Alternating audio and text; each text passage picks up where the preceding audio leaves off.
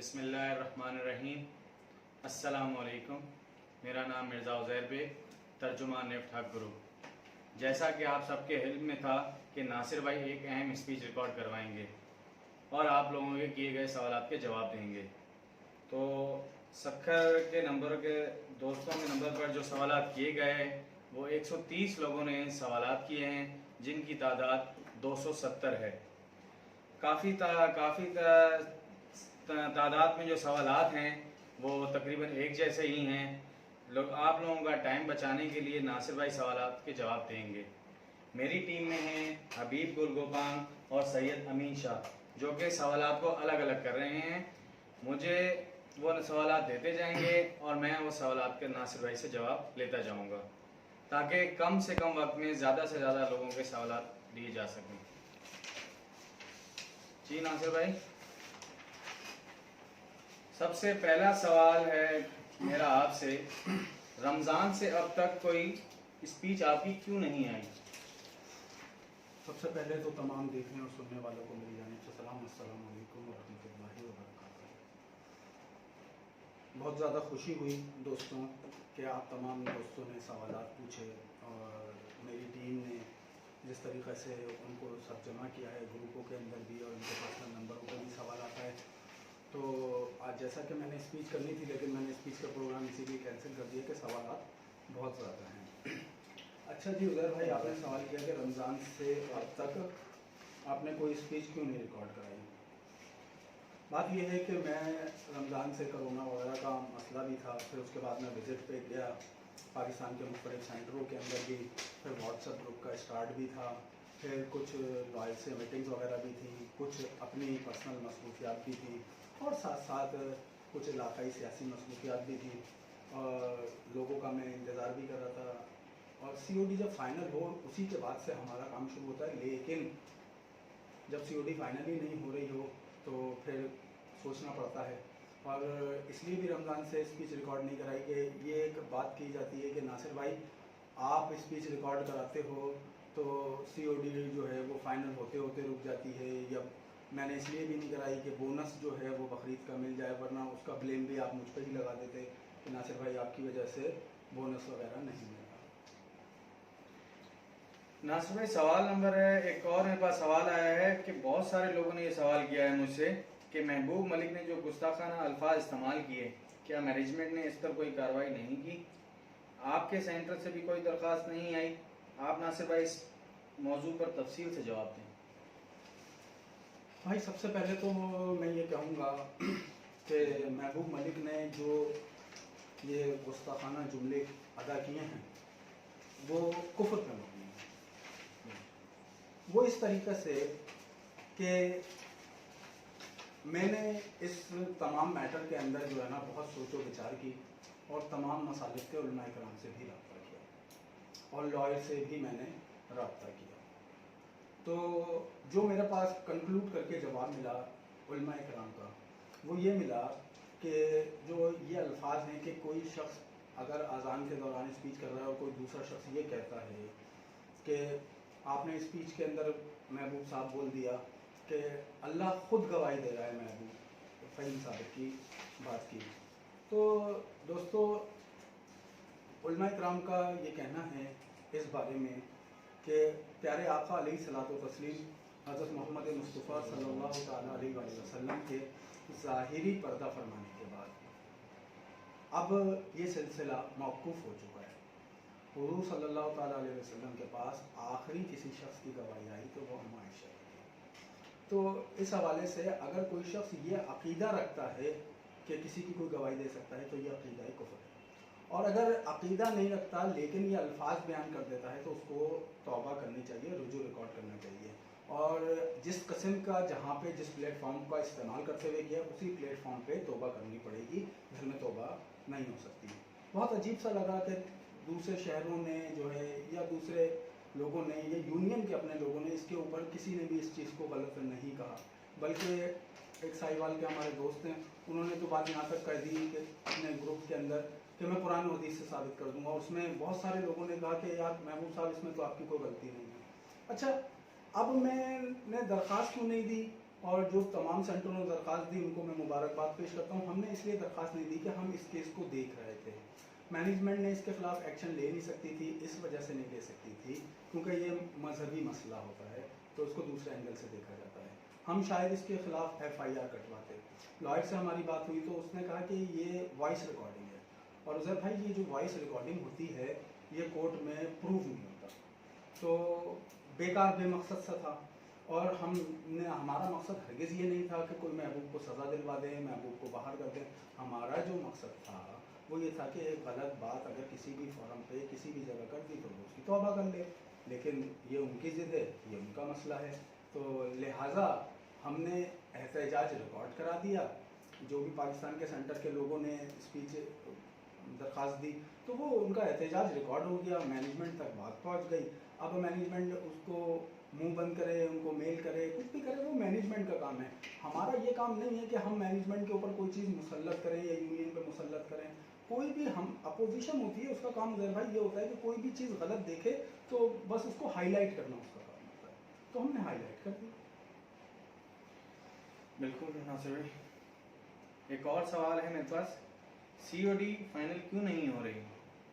कॉन्सुलेटर के पास केस गया, दिसंबर तक हो जाएगी COD फाइनल। बोनस का केस कर दिया है, तमाम एम्प्लॉयज़ परेशान हैं, इसके बारे में आप तफसील से बताएं। ये सवाल बहुत ज़्यादा हुआ है क्योंकि COD तमाम एम्प्लॉयज़ के लिए काफ़ी अहम है। और साथ साथ मैं ये भी ऐड करता चलूँ कि बढ़ती महंगाई, मौजूदा हालात, 2018 की सैलरी, बोनस ना मिलना, मैनेजमेंट और यूनियन के अहम लोग जो ये COD फाइनल करेंगे इनकी सैलरी तो इतनी है कि वो सरवाइव कर लेंगे, मगर आम एम्प्लॉयज़ कैसे करेंगे? क्योंकि स्कूल खुल चुके हैं, ये इनके एक्सपेंस पूरे किस तरह हो पाएंगे? उधर भाई ये पूरे निफ्ट का सबसे अहम तरीन मसला है। इसी मसले की वजह से सारे मसले खड़े हैं। अगर COD फाइनल हो जाए तो मैं समझता हूँ कि बहुत सारे मसले ख़त्म ही हो जाए। हम आवाज़ बन के खड़े हुए सिर्फ इसीलिए कि COD को फाइनल करो, क्योंकि वक्त जितना गुजरता जाता है, जो चीज़ जितनी लेट होती जाती है उसके अंदर इतनी प्रॉब्लम क्रिएट होती चली जाती है। यूनियन और मैनेजमेंट के दरमियान फासले बढ़ गए। हमने पेशकश की कि हम सालसी का किरदार अदा कर देते हैं। अब आप कॉन्सुलेटर को ले लें, कोर्ट को ले लें, या किसी भी मैटर में किसी भी को ले लें, आप वो सालसी का ही किरदार अदा कर रहे हैं। ये तो हम भी करने के लिए तैयार थे। अब केस कॉन्सुलेटर के पास आ गया है तो बहुत देर की मेहरबान आते आते यूनियन से मैं ये ज़रूर कहूँगा, ये काम पहले महीने भी हो सकता था, लेकिन आपकी अपनी स्ट्रेटजी है, अपनी पॉलिसी है। तो कॉन्सुलेटर के बारे में आपको बताऊँ कि इसका फैसला कोर्ट में बाइंडिंग नहीं होता। ये फैसला जो भी करे कोर्ट, तो उसके बारे में ये होता है कि कॉन्सुलेटर के पास आपने लिखवा कर ले आए। अब कॉन्सुलेटर जो है वो इन दोनों के माबैन जो है वो बातचीत करवाता है, सालसी का किरदार अदा करता है। तो ये अगर सालसी का किरदार अदा करता है लेकिन दोनों यूनियन और मैनेजमेंट अपनी अपनी जगह पे किसी न किसी मसले पर कायम है, तो इसके नतीजे में होगा ये कि कॉन्सुलेटर से केस उठ के या तो वापस कोर्ट में चला जाएगा, या एक सूरत और बनती है, वो है कि मेरी लॉयर से बात हुई थी तो उसने कहा कि ये आर्बिट्रेटर कर सकते हैं। अभी अगर आर्बिट्रेटर की तरफ जाएं तो आर्बिट्रेटर जो होता है ना वो कोई जज होता है ना कोई होता है। दोनों पार्टीज जो हैं इस बात पे एग्री हों किसी भी आर्बिट्रेटर के नाम पे, किसी भी शख्सियत के ऊपर, चाहे वो बिजनेसमैन हो, सियासतदान हो, या कोई भी आम शख्स हो अच्छा पढ़ा लिखा, तो दोनों मुत्तफिक हो जाएं तो वो जो फैसला देगा वो बाइंडिंग है कोर्ट का। लेकिन मसला ये है कि जो नाम यूनियन देगी वो मैनेजमेंट को शायद कबूल ना हो, जो मैनेजमेंट देगी वो यूनियन को कबूल ना हो, तो वो कॉन्सुलेटर का फैसला ही नहीं हो सकेगा। फिर मसला कोर्ट की तरफ चला जाएगा।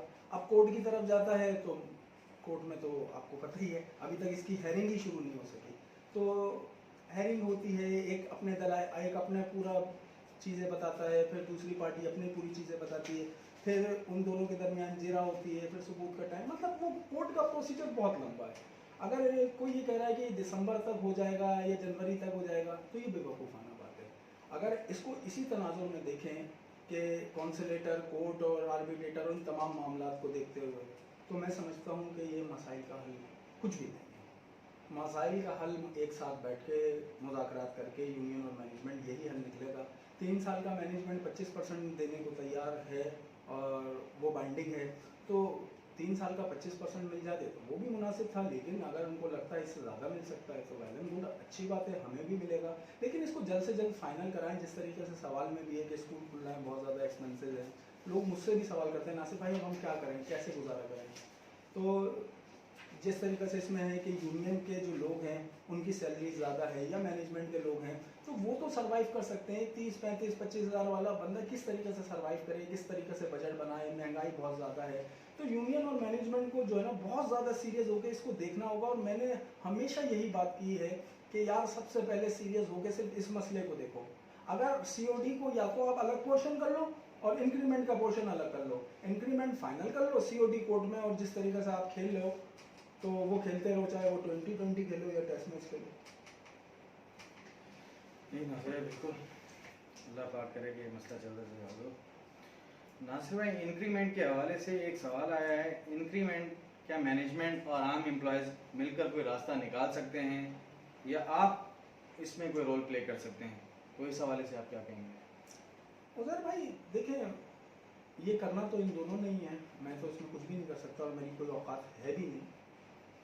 बात सारी ये है कि अगर मैनेजमेंट चाहे और हमसे मुज़ाकरात करे तो जो भी परसेंटेज फाइनल करती है हमें बता दे, और अगर हम उस पर एग्री होते हैं और लोगों को एग्री करने में कामयाब हो जाते हैं तो मैं समझता हूँ कि मसला हल हो सकता है। क्योंकि तरीक़ाकार ये होता है कि अगर आपके पास बहुत ज़्यादा मेजॉरिटी हो ना तो माइनॉरिटी की बात मानी नहीं जाती है, चाहे वो रजिस्टर्ड हो, नॉन रजिस्टर्ड हो, कोई भी हो, कुछ भी हो, कम लोगों की बात नहीं मानी जाती है।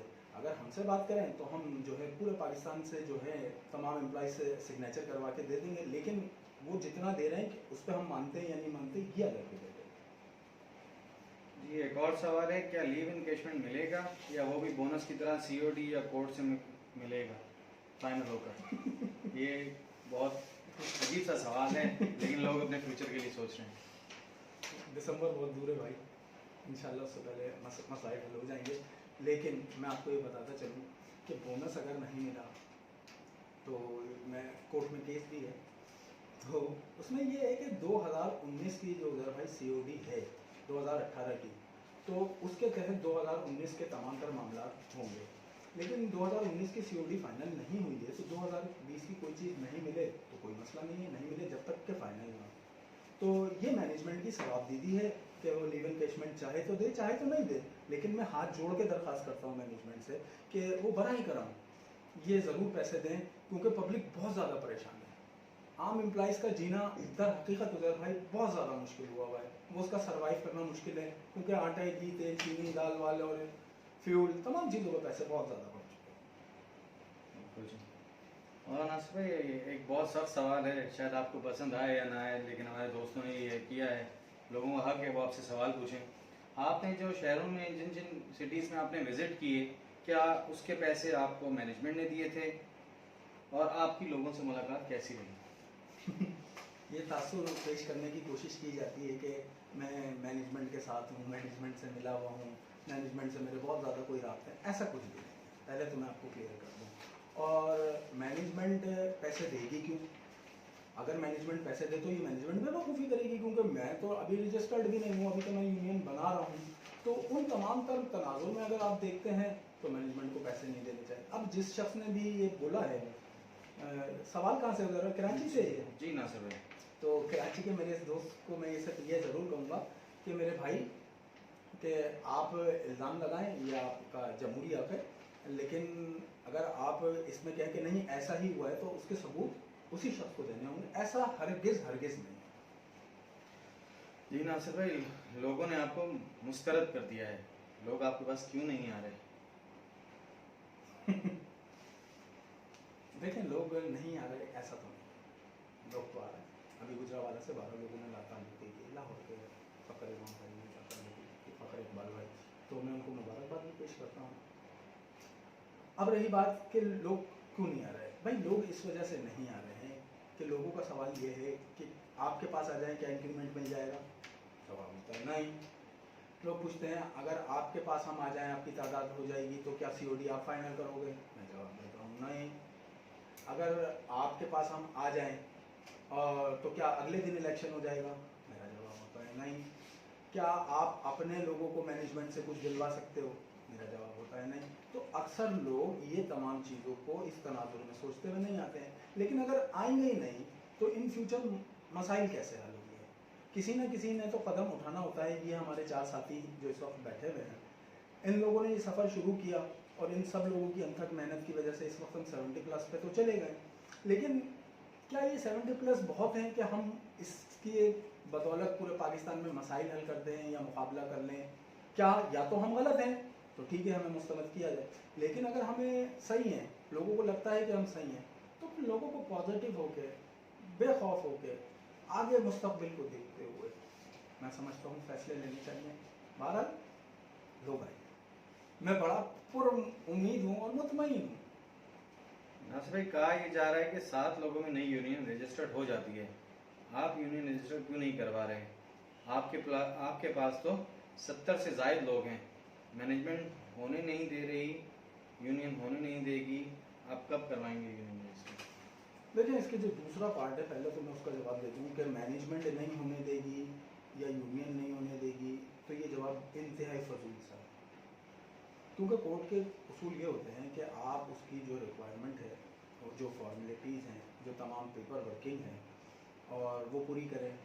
तो लॉयर से इस मामले में मेरी बिल्कुल डिस्कस हुई भी है। अब ये देखना होता है कि हमने रजिस्ट्रेशन की तरफ जाना है, हमने पैनल की तरफ जाना है और दीगर मामला भी हैं। लेकिन असल इशू ये आता है कि 7 लोगों में रजिस्टर तो हो जाती है, लेकिन हमने 15 अपनी लोगों की कोर कमेटी बनानी है। फिर उसके बाद साथ साथ में ये चीज़ है कि हमारे अंदर वो तजर्बा भी आ जाए और हमें वो इन्फॉर्मेशन भी मिल जाए, वो तमाम तर मामलात भी हो जाए। और हम बना किसके लिए रहे हैं भाई? हम ये काम जो वर्किंग कर रहे हैं किसके लिए कर रहे हैं? फ़कत अपनी ज़ात के लिए तो नहीं कर रहे हैं ना, ये तो पूरे पाकिस्तान के लिए कर रहे हैं, ओवरऑल एम्प्लॉइज़ के लिए कर रहे हैं। तो एम्प्लॉइज़ हमें वो रिस्पॉन्ड करेगा तो हम बनाएंगे ना, ऐसी हमें क्या जल्दी आ गई है? और अगर हम आज रजिस्ट्रेशन करा लेते हैं तो दिसंबर तक तो वैसे भी इलेक्शन नहीं होंगे मेरे दोस्तों। और साथ साथ में इलेक्शन होते हैं तो इलेक्शन की तैयारियों का ही तो ये सिलसिला है। अगर लोग ज़्यादा तादाद में आ जाएंगे तो हम रजिस्टर भी करवाएंगे, इलेक्शन भी कॉल करेंगे, इलेक्शन भी होगा, सब कुछ होगा। बिल्कुल जी। क्या डाउन साइजिंग होगी? ये तासुर पेश किया जा रहा है जो यूनियन छोड़ देगा वो बाहर हो जाएगा। फ़हीम भाई लिस्ट बना रहे हैं, COD फाइनल इसलिए नहीं हो पा रही कि फ़हीम भाई डाउन साइजिंग को रोकने की वजह से COD फाइनल नहीं कर रहे।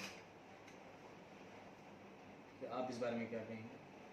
देखिए, डाउन साइजिंग पहले समझें। डाउन साइजिंग शुरू हो चुकी है। डाउन साइजिंग ये होता है कि मैनेजमेंट ये कोशिश कर रही होती है कि अपने एक्सपेंसेस को कंट्रोल करे। अगर एक्सपेंसेस कंट्रोल करने में जहाँ कामयाब हो जाती है वहाँ पे स्टॉप लगा देती है और उसके बाद जो है डाउन साइजिंग रुक जाती है। अब मैनेजमेंट ने डाउन साइजिंग के लिए इक़दाम उठा लिए। मिसाल के तौर पे उन्होंने अस्करी से जो है वो गार्ड्स का कॉन्ट्रैक्ट ख़त्म कर दिया और ये पहले से ही शुरू हो चुका है। कौन सा? फौजी FFS। तो ये जो है तमाम लोग ये जो किया है इन्होंने, लाजिम बात है इससे जो है कुछ ना कुछ पैसा की बचत होगी। इसके अलावा इस्लामाबाद के लाहौर के अंदर वहाँ पे इन्होंने काफ़ी बड़ी जगह को छोड़ दिया, लाजिम बात है उससे रेंट कम होगा। इसके अलावा हैदराबाद के अंदर इन्होंने जो है वो पहले स्टेट लाइफ बिल्डिंग में था, अब दूसरी जगह किया है, वहाँ का रेंट कम है। तो ये डाउन साइजिंग वो अपने हिसाब से कर रहे हैं। आम एम्प्लॉइज़ को भी ये चाहिए कि वो जो स्टेशनरी वगैरह है, पेपर वगैरह है, उसको ज़्यादा से ज़्यादा बचाए और बिला वजह लाइटों का इस्तेमाल ना करे, AC का इस्तेमाल ना करे। और मैनेजमेंट के पास अभी भी बहुत सारी चीज़ें ऐसी हैं जो मैनेजमेंट को मैं समझता हूँ कि करनी चाहिए। और वो जिस तरीके से कराची के अंदर 3rd फ्लोर है, अगर उसको खाली करें और उसको यहाँ पे ले आएँ, या कराची की जगह बहुत ज़्यादा कॉस्टली हो चुकी है, उसको किसी जगह मूव करें, चेंज करें तो ज़्यादा मुनासिब होगा। और जहाँ पे AC ज़्यादा है वहाँ से AC कम कर दें। तो साथ साथ में अगर किसी एम्प्लॉइज़ की नौकरी बच सकती है हमारी वजह से, तो हम तो मशवरा ये देंगे कि वो एक और काम कर दें। पूरे पाकिस्तान की जो चाय है ना, वो चाय बंद कर दें। मैंने एक दफ़ा बहुत पहले स्पीच में कहा था, चाय वाले बाबू को चाय लेकर डूबेगी और चाय से बच गया तो गरीब की हाय लेकर डूबेगी। तो वो चाय बंद कर दें। चाय बंद करने से जो है वो पैसे बचेंगे। तो अगर उनको फिर भी ज़रूरत पड़ती है डाउन साइजिंग की, तो डाउन साइजिंग तो होगी। डाउन साइजिंग इसलिए होगी कि जब आपके पास आपकी कोई दुकान है, अगर कम चल रही है उधर भाई, 4 लोग आपने रखे हुए हैं तो 2 उसमें से आप निकालेंगे, इसमें ऐसी कौन सी बात हो गई, क्योंकि चेक का वॉल्यूम तो कम हुआ है। अब लोग निकलते हैं तो ये कहना कि ये यूनियन लिस्टें बना रही है, फ़हीम साहब लिस्टें बना रहे हैं, ऐसा ये कुछ भी नहीं है। जो यूनियन छोड़ देगा वो बाहर हो जाएगा। अगर चले मैं आपकी बात वक्ती तौर पर मान लेता हूँ कि बाहर हो जाएगा। अब लाड़काना सेंटर के अंदर स्वीप है, सब लोग यूनियन छोड़ चुके हैं, अगर उनको निकालोगे तो फिर क्या करोगे, उनकी जगह नए एम्प्लॉय रखना पड़ेंगे। तो ये एक फार्मूला होता है कि अगर कंपनी किसी को निकालती है और उधर कोई बंदा दोबारा रखना होता है तो सबसे पहले वही चॉइस होती है, वही लोग रखे जाते हैं। इसी तरह सक्खर में सिवाय एक के बाकी सबने ला ताल्लुकी की हुई है तो सबको निकाल दोगे, फिर रखोगे, फिर यही रखने पड़ जाएंगे। तो ये हल नहीं होता और ऐसा हो ही नहीं सकता। और ये किसी की ताकत नहीं होती कि ये यूनियन निकाल दे या मैनेजमेंट निकाल दे।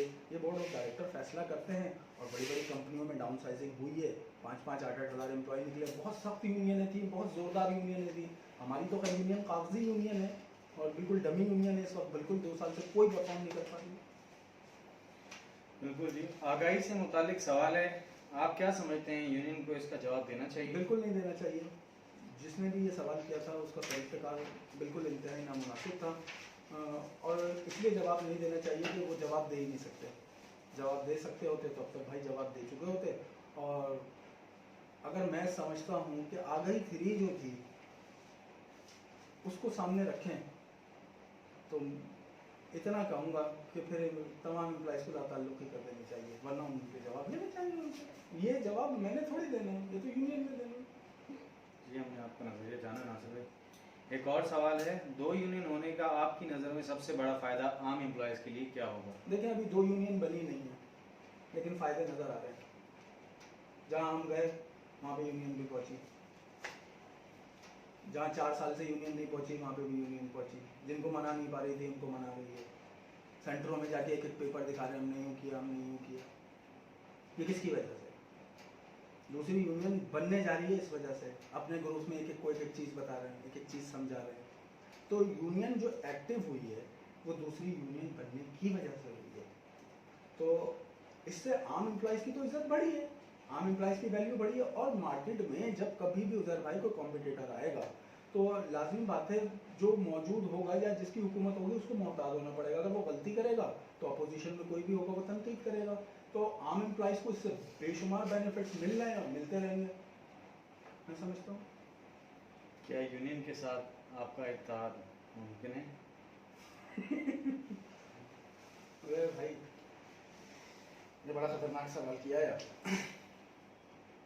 बिल्कुल नहीं, क्योंकि मैं समझता हूँ कि कोई भी चीज़ उर्फ़ आखिर नहीं होती। ये यूनियन भी हमारे भाई, हमारे दोस्त हैं, कहीं गलत चल रहे हैं तो हमें एतराज़ात हैं, तहफ़्फ़ुज़ात हैं।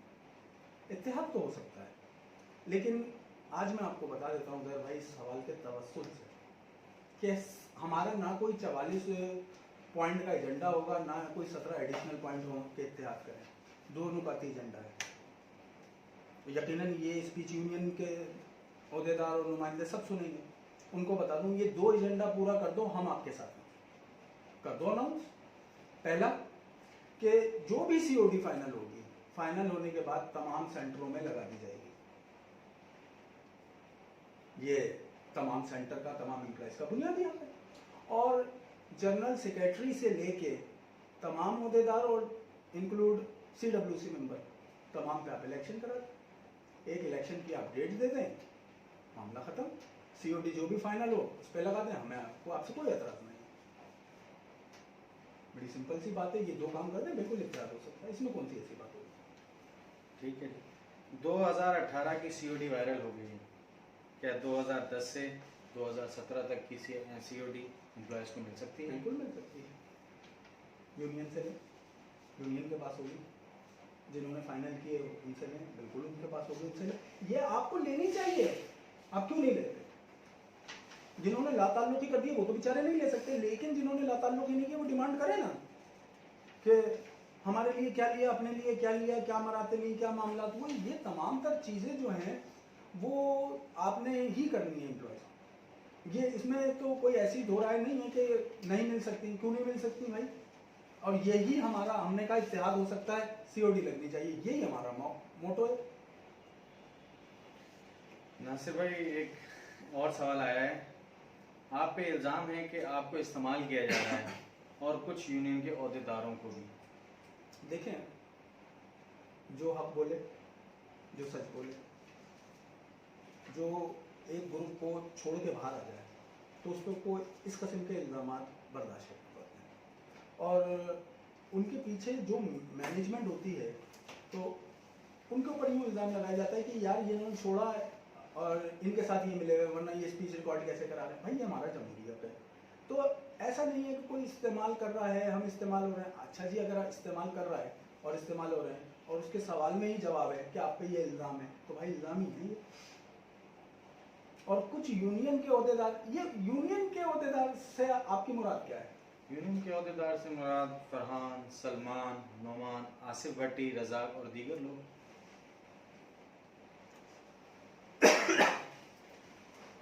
ये सवाल बड़ा ही खतरनाक है भाई। देखिए, रज़ाक भाई से मैंने फ़ोन पर बहुत कांटेक्ट करने की कोशिश की, लेकिन रज़ाक भाई ने आज तक मेरा फ़ोन नहीं उठाया।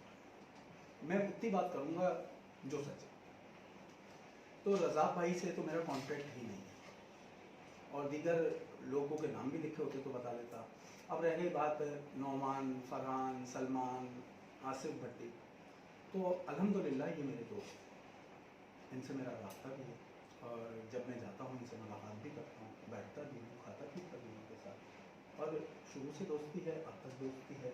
और ये मैं बता दूँ आपको इस सवाल के तवस्सुल से कि ये वो नाम है जिन्होंने इस वक्त यूनियन से इख्तलाफ अलग टाइप का किया हुआ है। हमने तो बाहर आके कर दिया, ये यूनियन में मौजूद रह के इख्तलाफ रखे थे। ये यूनियन से थोड़ा सा स्पेस इन्होंने हासिल कर लिया है, यूनियन से थोड़ा दूर नजर आना है, और यूनियन की जो गलतियां हैं उसको हाईलाइट करने की कोशिश की है, इसीलिए नोमान भाई को उसकी सज़ा भी दे दी।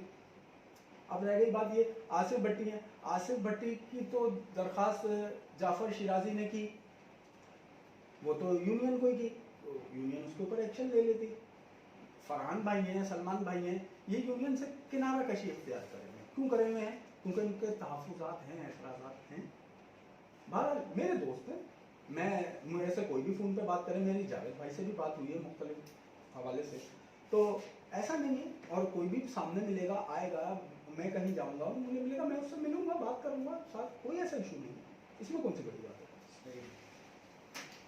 अगर बड़े नाम जो यूनियन में हैं आपके पास भी वही अहदेदार होंगे तो माइनस फाइन फार्मूला है, आम एम्प्लॉयज़ को क्या फ़ायदा होगा अगर वही लोग आपके साथ हैं? देखिए, ये तो भाई की सोच है कि माइनस फ़हीम फार्मूला है, फ़हीम भाई को माइनस नहीं किया जा सकता। फ़हीम भाई ने निफ्ट के लिए बड़ी अच्छी खदमात अंजाम दी हैं, बहुत सारे कारनामे हैं, काम हैं। तो अब ये है कि एम्प्लॉइज़ को क्या फ़ायदा होगा अगर यही होंगे, तो ये कैसे होंगे?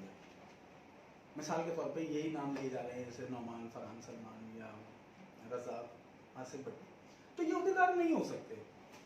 अहदेदार होने के लिए हमने एक तरीक़ेकार मुरतब किया है कि पहले तो एक तो सूबाई सतह पे अहदा मिलेगा, और उधर जो परफॉर्म करेगा, अच्छा चलेगा, तो हम उसको मरकज़ी कैबिनेट में शामिल कर लेंगे। जिस तरीके से हमारे पास मरकज़ी कैबिनेट में सबसे पहला नाम है फैसल भाई। फैसल भाई इंतहाई जूनियर आदमी, निफ्ट में उनकी 6-7 साल जॉब हुई हुई है, लेकिन पढ़े लिखे काबिल इंसान हैं, उनको सबसे पहले शामिल किया गया। बड़ा नाम नहीं है।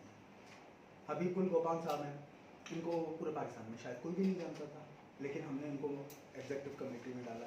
इमरान हक भाई हैं, ये थोड़े सीनियर आदमी है, लेकिन इतने कोई फेमस पर्सनालिटी है भी नहीं है। तो ऐसा नहीं है कि फेमस पर्सनालिटी आ सकती है और फेमस पर्सनल दूसरे लोग नहीं आ सकते। जो काम करेगा, जो बेहतर होगा, जो अच्छे तरीके से चलेगा और ग्राउंड लेवल पे काम करते करते जो है थोड़ा सा पुराना होगा, तो अगर उसकी वर्किंग को देखते हुए, उसके तमाम तर परफॉर्मेंस को देखते हुए उसको मरकज़ी कैबिनेट में भी शामिल किया जाएगा, उसको ओहदा मिलेगा। ऐसा कुछ नहीं है कि ये नाम बड़ा है, वो नाम बड़ा है, नाम बड़ा सिर्फ अल्लाह का है, हमारी कोई भी औकात नहीं है, इंसान की कोई औकात नहीं। अच्छा जी, एक और सवाल है। जो अहदेदारों के ग्रुप में और कराची के चंद अहम लोगों के ग्रुप में चीज़ें वायरल होती हैं, ये कौन लोग हैं? ये सही कर रहे हैं? सब हलफ भी देते हैं कि इनके नाम कैसे पता चल सकता है? भाई उज़ैर भाई, मेरे पास आ जाओ, मेरे मोबाइल में सारे नाम हैं, मेरे पास कर रहे हैं तो मुझे तो पता होगा। अगर कोई ये कहे कि यार मेरा इससे रब्ता नहीं है, तो मेरे पास कॉल रिकॉर्डिंग भी होगी, मेरे पास सब कुछ होगा, मेरे पास आ जाओ, मुझसे ले लो। लेकिन उसके लिए मेरे पास आना पड़ेगा ना। और मैं किसी का को क्यों बोलूँ कि ये इसने मुझे किया है? वो तो स्पीच रिकॉर्ड कराएगा और वो कह देगा नासिर झूठ बोल रहा है। तो इसका क्या मकसद हो गया कि नासिर वाकई झूठ बोल रहा है? अब इसमें हैरत अंगेज बात ये है कि एक चीज़ आपके ग्रुप में रखी जाती है, बात मैंने सब बात पहले भी की थी। तो मेरे पास कोई जिन है जो मुझे उस ग्रुप से कर देगा, लाजिम आता है उस ग्रुप में से कोई ना कोई तो मुझे करता है ना। चाहे वो कराची के 15 लोगों का ग्रुप है या वो एग्जेक्टिव ग्रुप है, CWC मेंबर अहदेदारान का, उसमें से चीज़ कोई भी चीज़ कहीं पे भी होती है वो मेरे पास वायरल होकर आती है। अभी जैसे इस्लामाबाद में मेरा तो कोई एम्प्लॉय नहीं है, मेरे पास फौरन जैसे ही उसने 17 में स्पीच किया आधे घंटे बाद मेरे पास आ गए। इसमें कोई ऐसा इशू थोड़ी है, वो तो चीज़ आएगी। लोग हमारे साथ तो है ना। अब ये कोई किसी का कहना है कि आपके साथ 70+ लोग, ऐसा नहीं है।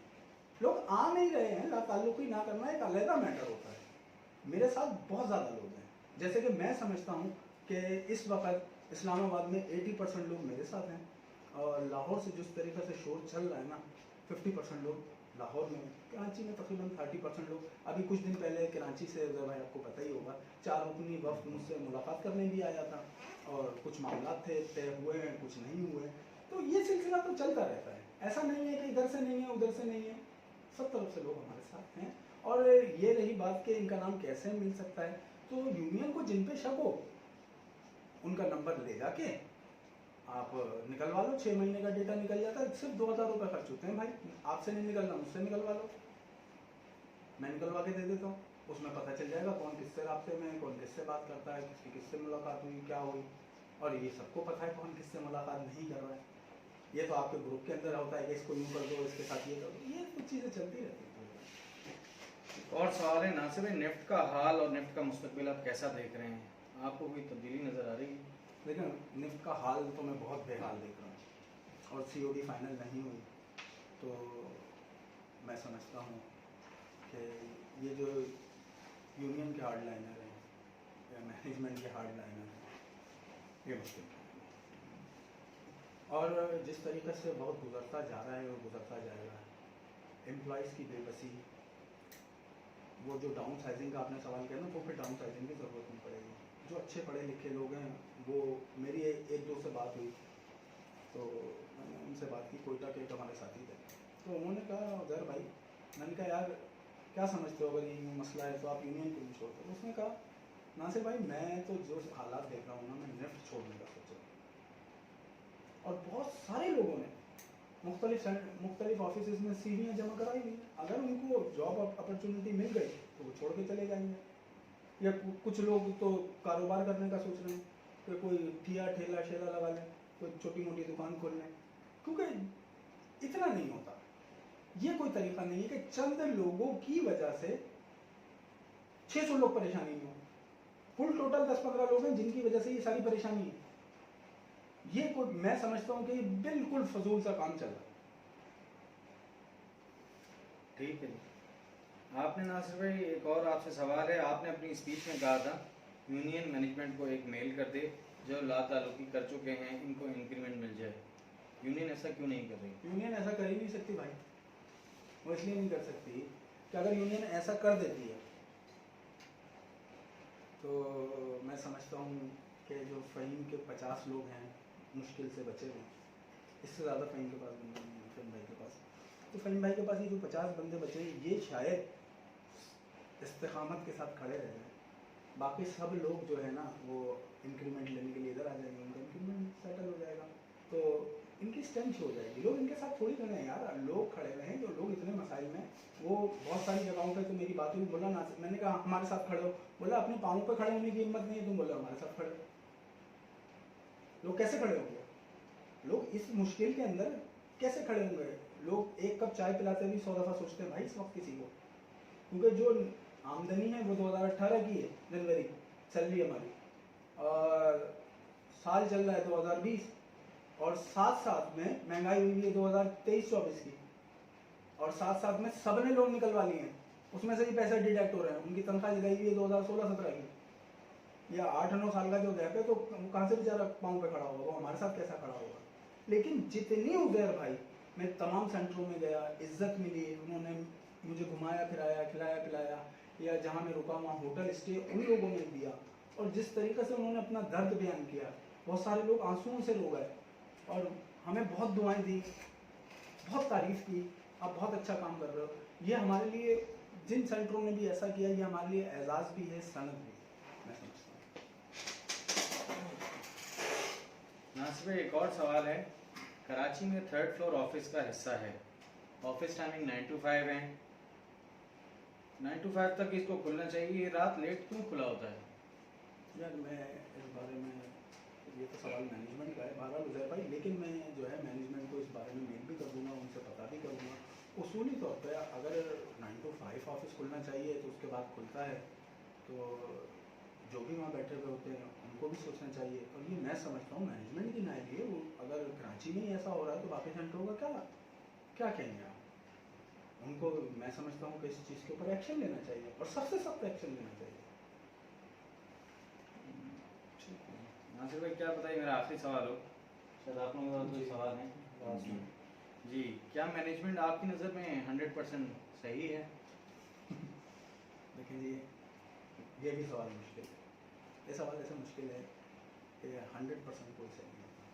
मैं समझता हूँ कि अगर यूनियन जो है वो जिद पे है तो लचक मैनेजमेंट ने भी नहीं दिखाई। अगर ये बोनस ना मिला तो इसमें अगर मैनेजमेंट कसूरवार है, यूनियन अगर कसूरवार है, तो कहीं ना कहीं जाके मैनेजमेंट भी कसूरवार है। और साथ साथ में मैं ये भी कहूँगा कि बहुत सारे हल होते हैं, सिर्फ ऐसा नहीं है कि हल नहीं है। मुझसे मीटिंग करें, मुज़ाकरात अगर मैनेजमेंट करे तो मेरे पास बहुत सारे हल हैं। ऐसा नहीं है कि मैनेजमेंट कुछ नहीं कर सकती।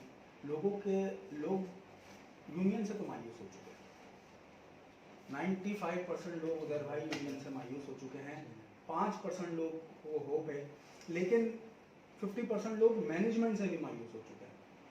तो जब ये तादाद बढ़ जाएगी और ये लोगों की होप ही टूट जाएगी, लोग पूछना ही छोड़ देंगे या निफ्टी छोड़ देंगे, तो मैं समझता हूँ कि इस तमाम तनाजुर में अगर मैं देखता हूँ तो मैं समझता हूँ कि मैनेजमेंट को जल्द कुछ अच्छे एक्शंस करने चाहिए, वरना जो है मैनेजमेंट भी हमारी सवालिया निशान बने।